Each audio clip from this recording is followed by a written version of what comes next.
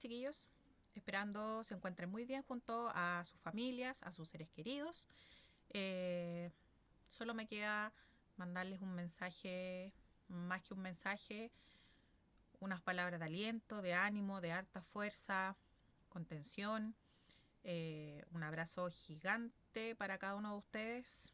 Eh, y la verdad es que yo creo que estamos todos esperando lo mismo, poder salir pronto de esta situación. Así que mandarles mucho ánimo y mucha fuerza. Harto aguante sobre todo, que es lo que más necesitamos ahora. Nos volvemos a reencontrar en una nueva clase de nuestro lectivo de realidad nacional. Hoy día vamos a ver, el objetivo del día de hoy dice caracterizan la población nacional y reconocen algunos problemas demográficos. ¿Ya?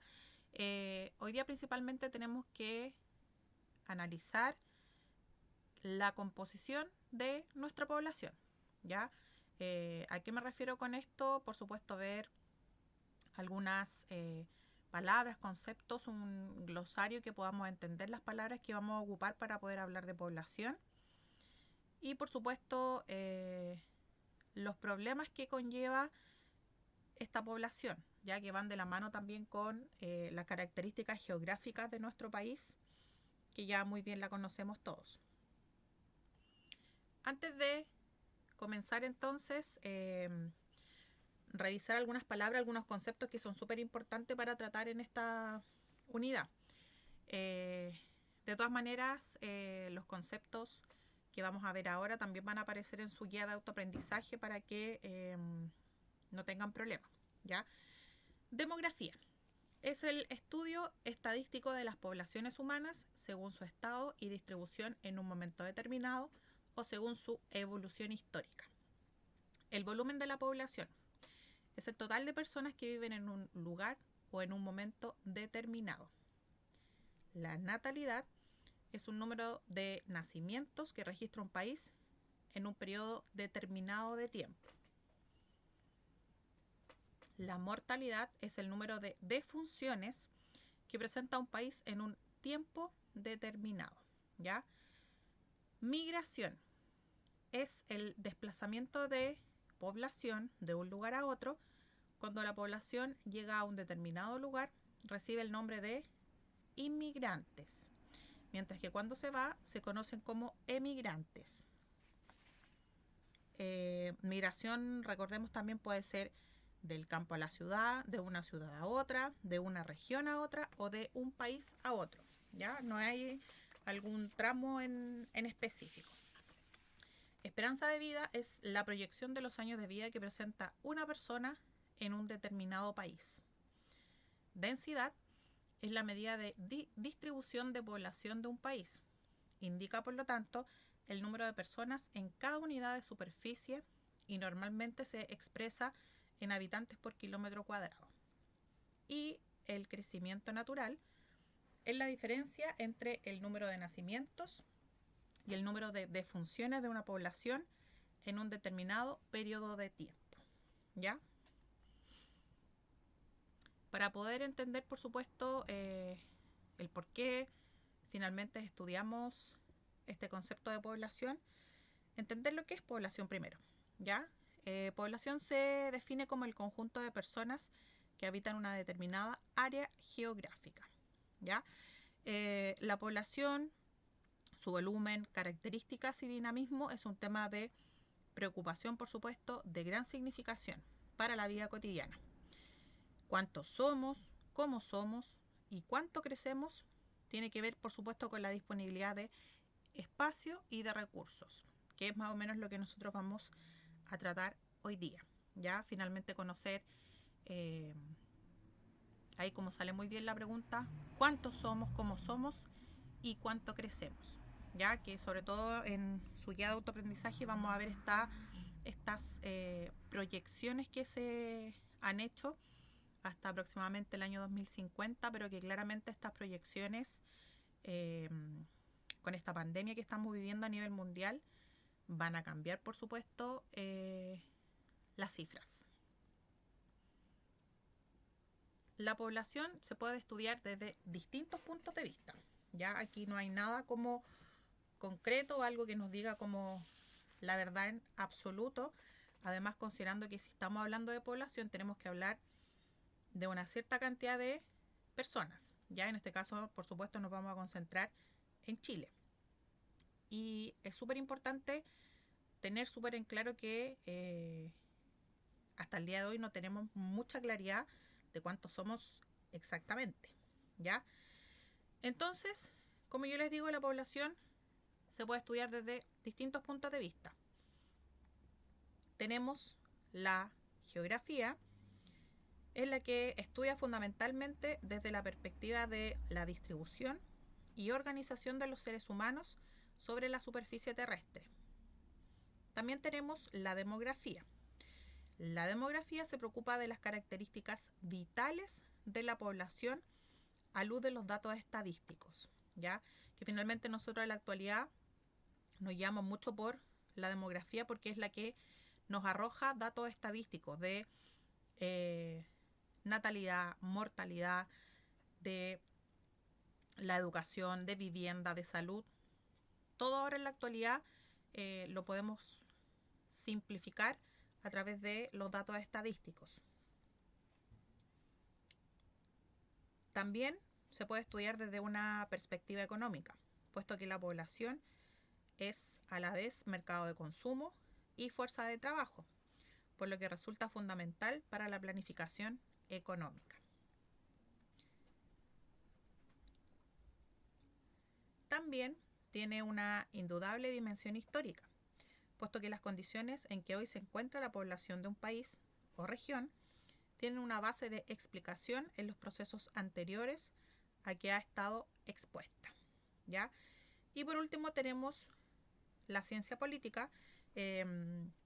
Los estados, para conseguir determinados comportamientos demográficos, crean e impulsan políticas de población, como la regulación de la natalidad, la reducción de la mortalidad infantil, mejoras en salud pública, control de migraciones, ¿ya?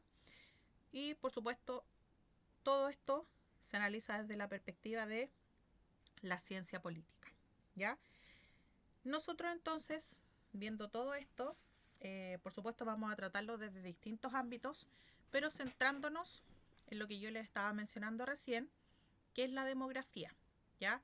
Porque es la única que nos puede dar datos relativamente precisos y por supuesto nosotros tenemos un método de recolección, un método de información para conocer las características de la población.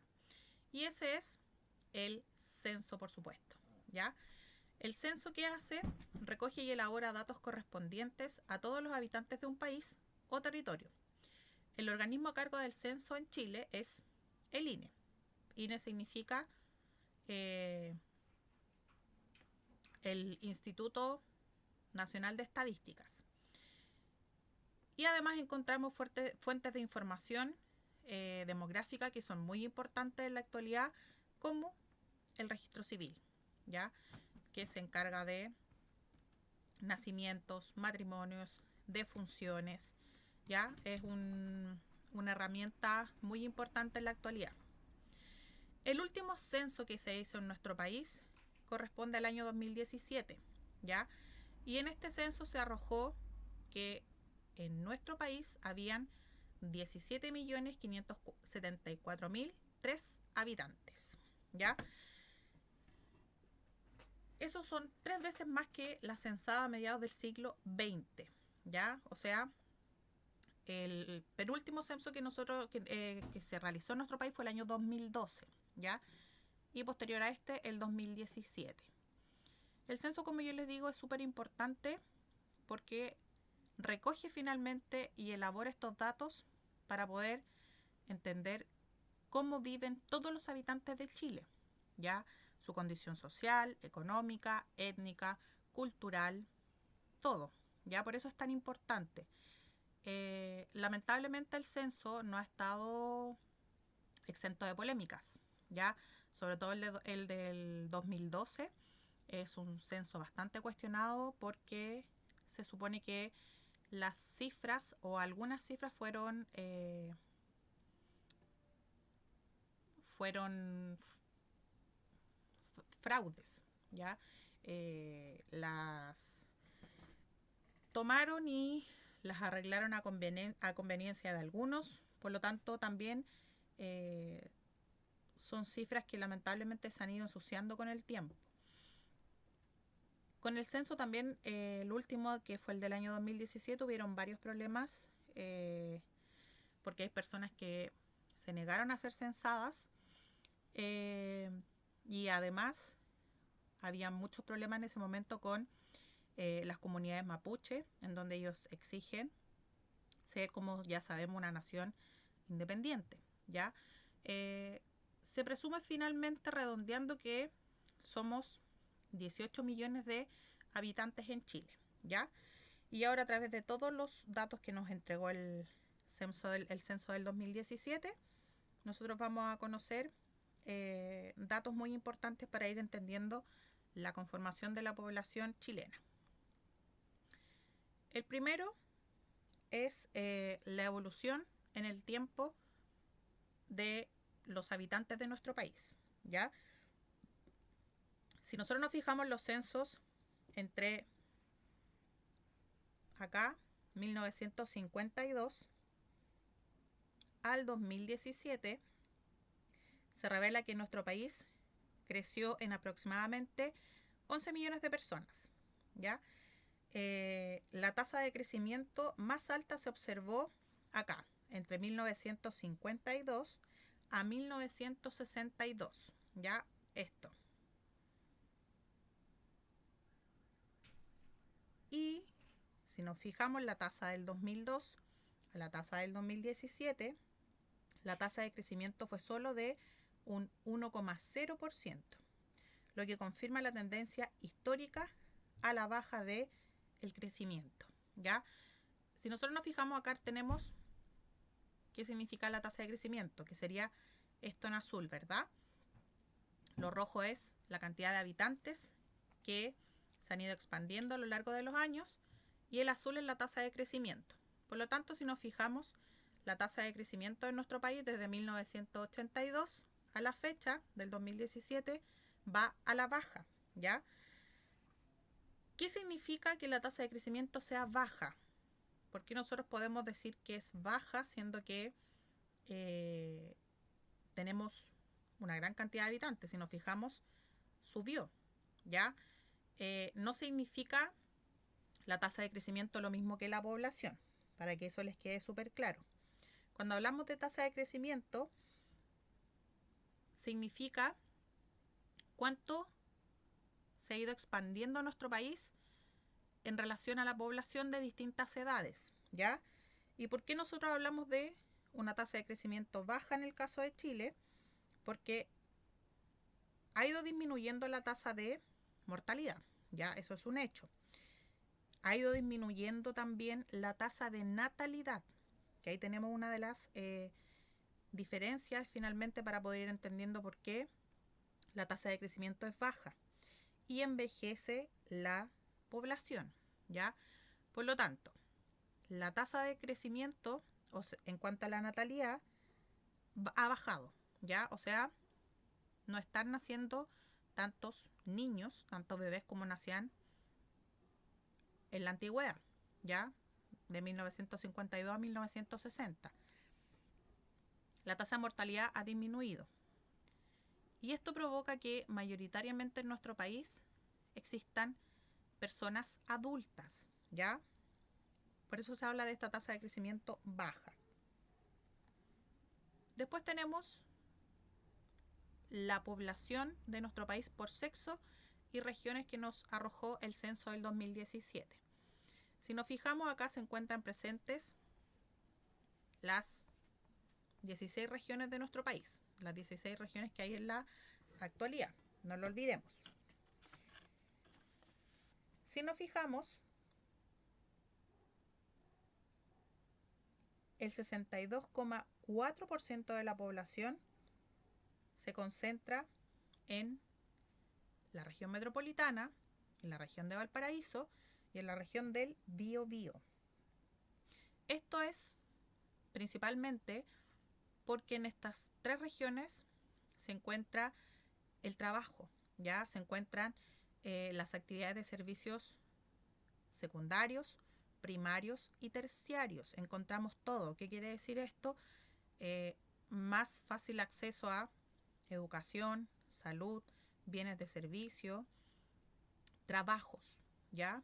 Lugares de estudio. Por eso se concentra en estos tres lugares y recordemos que Valparaíso y Biobío son puntos importantes a través de sus puertos.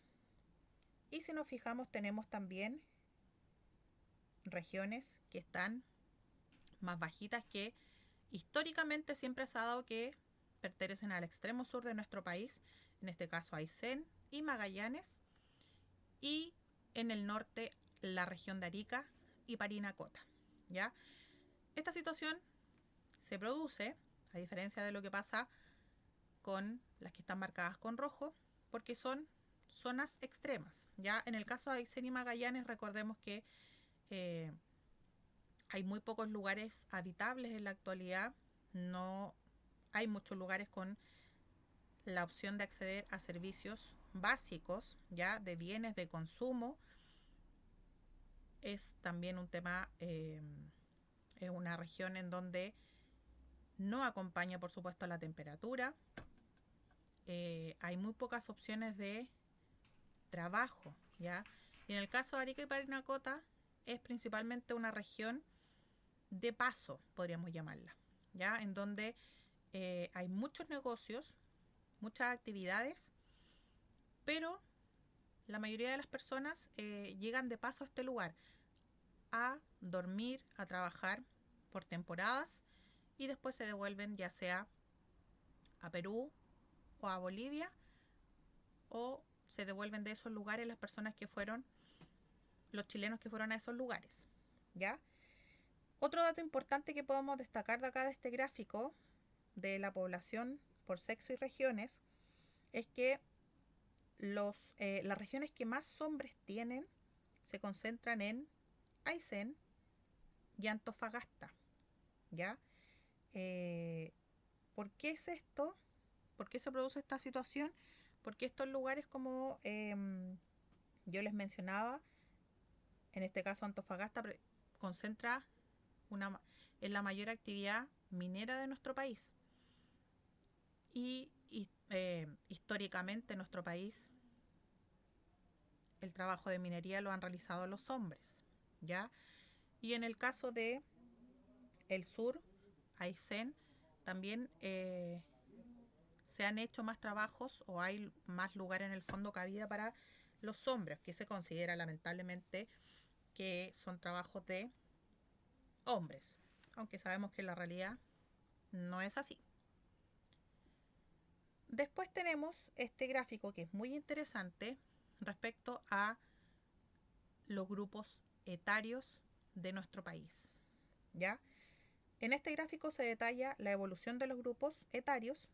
Se puede observar una tendencia sostenida del envejecimiento de la población a partir del descenso de porcentaje de personas menores de 15 años. ¿Por qué existe una tendencia sostenida de la población al envejecimiento? Acá, si nos fijamos, tenemos de 0 a 14 años, ha ido disminuyendo considerablemente la cantidad de personas, de niños en este caso, con esa edad. De 15 a 64 años, en el año 2017 se expande. Ya lo que yo les decía hace un rato, que las cifras, las estadísticas nos revelan que en nuestro país aumentó la edad adulta. Y el envejecimiento también, si nos fijamos, aumentó también considerablemente de un 8% a un 11%. ¿Por qué existe una tendencia sostenida de la población al envejecimiento? Tenemos varios factores, ¿ya? Uno de ellos se encuentra la baja constante de la tasa global de la fecundidad. No solo cuando hablamos de tasa global nos referimos al mundo, ya no solo a nuestro país. ¿Qué quiere decir esto? La disminución en el número de hijos promedio que tendrían las mujeres si todas tuvieran la misma fecundidad, o sea, la misma fertilidad. Además, en mayor o menor medida, en todos los países de América Latina, hay una disminución histórica de sus tasas de natalidad y de mortalidad. ¿Ya? Esto también se explica por el ritmo de vida que llevamos en la actualidad, ya en donde muchas mujeres se han atrevido a salir de sus casas, a hacer su vida como independientes, mujeres trabajadoras. Por lo tanto, también se ha pospuesto la natalidad, ¿ya? Y el ritmo de vida también, en donde, como ustedes muy bien saben, todo en la actualidad es tremendamente caro, lo que imposibilita también formar familias numerosas si uno no tiene el poder adquisitivo, ¿ya? Aquí tenemos una pirámide súper interesante de entender, en donde el azul es hombres y el rojo es mujeres, ¿ya? En este caso, si nosotros nos fijamos acá, esto como naranjo, ¿ya? Pero estos son azules hombres y estos son mujeres. Si nos fijamos, la pirámide poblacional de nuestro país ha cambiado bastante con los años, ¿ya? En la actualidad, en el año 2017, según el último censo, nos encontramos en una pirámide, si ustedes se fijan, la podemos visibilizar acá, se parece mucho a la estacionaria, ¿ya? ¿Qué significa esto? Tasa de natalidad reduciéndose. Sí, tenemos una tasa de natalidad bien reducida, considerando lo que yo les mencioné recién, ¿ya? El acceso de las mujeres a la vida laboral, el ritmo de vida también. En la actualidad encontramos muy pocas familias constituidas. El nivel de vida, el nivel de exigencia que llevamos también, el poder adquisitivo, todo eso hace que finalmente las personas estén pensando si quieren o no tener hijos, ¿ya? La tasa de mortalidad reducida también, como lo podemos ver acá, la esperanza de vida es creciente gracias a la tasa de mortalidad que está reducida. Y los grupos de edad nos concentramos acá, como yo les digo, en la población madura. ¿Qué quiere decir la población madura? Esta, la población entre 15 a 64 años. Esa es la población que existe mayoritariamente según el censo del 2017, ¿ya? Todo esto, por supuesto, son estadísticas del año 2017, que en la actualidad, por supuesto, de 2018, 2019, 2020, no ha cambiado mucho en 3 años, ¿ya? Pero con esta pandemia que nosotros estamos viviendo, claramente va a cambiar todas las cifras que estamos viendo de las distintas estadísticas. También tenemos la población por área urbano-rural, ¿ya? ¿Qué quiere decir esto? Que el 87,8% de la población total habita en áreas urbanas. En tanto, solo un 12,2% vive en las zonas rurales. La población urbana siguió creciendo en comparación con los censos anteriores, ¿ya? Con el censo del 1992 siguió subiendo, con el del 2012 lo mismo, ¿ya? ¿Por qué existe más población urbana? Eso va de la mano con lo que hemos mencionado anteriormente, que no se concentran en los núcleos urbanos como lo vimos Valparaíso, la región metropolitana y Biobío, porque ahí es donde encontramos todas las actividades, ya todos los servicios primarios, secundarios y terciarios que necesita la población para poder vivir, ya. Por eso se trasladan muchas personas o decidieron derechamente asentarse en las poblaciones urbanas, ya. Básicamente por eso, porque para optar a mejores condiciones laborales, de estudio, de salud. La migración internacional, este es un punto también súper interesante. Si bien, como sabemos, el fenómeno migratorio en nuestro país no es nuevo, para nada, ¿ya? Es importante señalar que el porcentaje de la población de inmigrantes ha ido creciendo en el tiempo, ¿ya? En el censo del 2002 existía un 1,27% de la población que era inmigrante.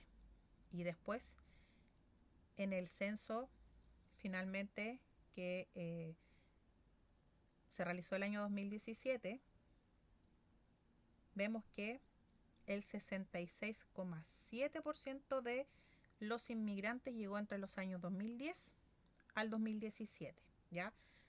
Si nos fijamos en la fecha, subió, pero considerablemente la llegada de los inmigrantes, ¿ya? La mayor parte de la población inmigrante internacional es de Perú, de Colombia y de Venezuela. Perú, como lo vemos en la imagen, lidera, por supuesto, porque Perú comenzó muchos años antes que Venezuela, que Haití, que Colombia, su inmigración, ¿ya? Por eso es súper importante ver que finalmente, independiente que ahora no haya tanta inmigración de peruanos, la cantidad siempre va a seguir siendo considerable porque lo vemos desde los primeros años que comenzaron a llegar a nuestro país. Y eso se comenzó a dar aproximadamente desde el año 1995 en adelante, ¿ya? Por eso es harta la diferencia. También tenemos el gráfico respecto a la educación en nuestro país. Como vemos, el gráfico del 2017 disminuye el porcentaje de personas que declaró que su último curso aprobado fue en la educación básica, mientras que aumentó la preponderancia de la educación media. Y además, se observa un crecimiento paulatino de la educación superior como el nivel donde más personas declaran haber aprobado el último curso, pasando de 11,7 en el año 1992 a 29,8 en el año 2017. Esas son cifras bien alentadoras, considerando que nuestro país siempre ha tenido una reinserción o una deserción también escolar bien importante, ¿ya? Y aquí por lo menos vemos que aumentó considerablemente en la enseñanza media y enseñanza secundaria, cosa que anteriormente muchas de las personas desertaban del sistema escolar en la educación básica. También tenemos el punto que es muy importante sobre los pueblos indígenas u originarios. Sabemos que los pueblos originarios son pueblos descendientes de las agrupaciones humanas que existen en el territorio nacional desde tiempos precolombinos, que conservan manifestaciones étnicas y culturales propias y para quienes la tierra es el fundamento principal de su existencia y cultura, ¿ya? De acuerdo al censo, lo podemos ver, 12,8% de la población se considera perteneciente a algún pueblo indígena u originario, ¿ya? El 79,8% se considera perteneciente al pueblo mapuche, el 7,2% se considera aymara y el 4,1% se considera diaguita. Acá hay algo súper importante porque en el censo del 2017 la población en nuestro país que se considera descendiente de algún pueblo originario subió, ¿ya? Como lo vemos ahí en la cifra, subió a un poquito más de 2 millones. Eso es súper importante porque también se dejó finalmente esta estigma social, por llamarlo de alguna manera, esta discriminación hacia los indígenas.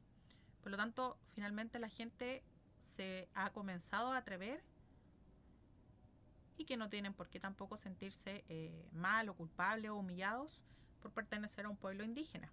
Pero finalmente eso es lo que pasaba. Muchas personas lo ocultaban por miedo, por discriminación, por vergüenza, porque en algún momento de nuestra historia lamentablemente los pueblos indígenas se asociaron de muy mala manera con personas flojas, sucias, de malos hábitos. Ya por lo tanto se cargó con un estigma social muy importante.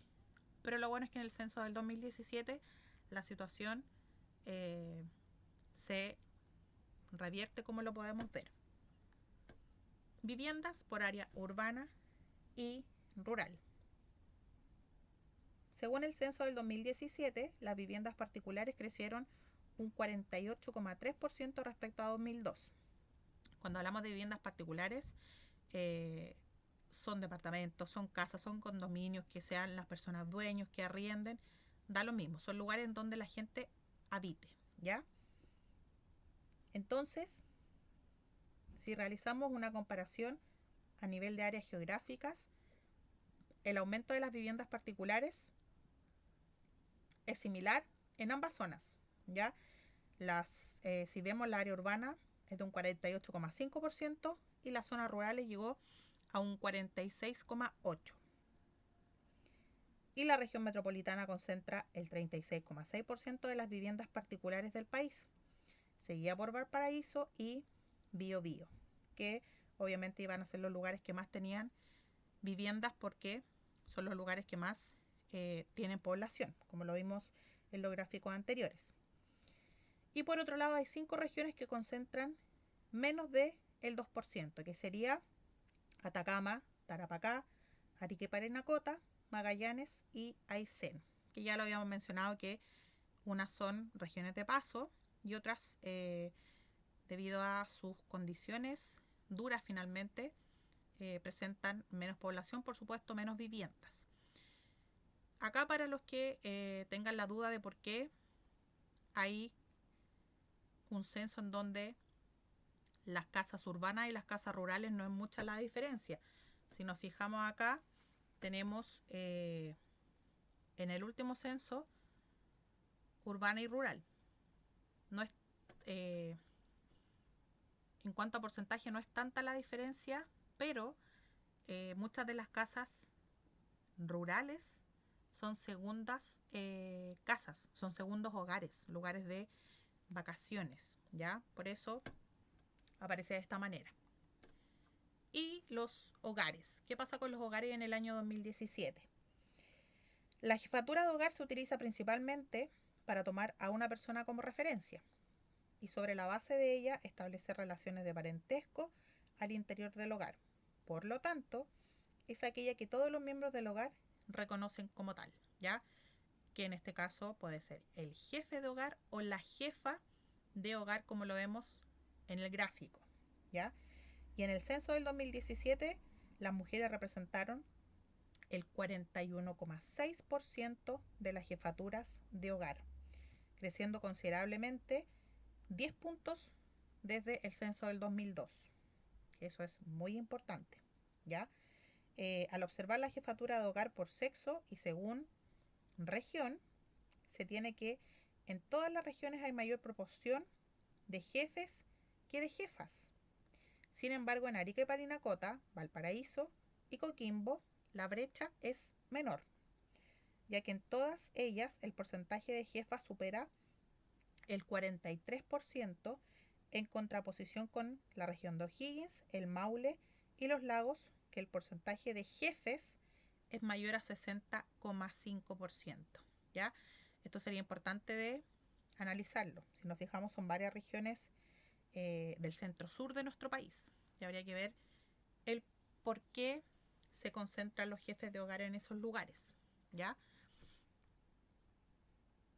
Entonces, como lo vimos en todos estos gráficos, que por supuesto también lo van a complementar ustedes con su guía de autoaprendizaje, en donde aparecen más gráficos también para ir entendiendo cómo es la composición finalmente de la población de nuestro país, ¿ya?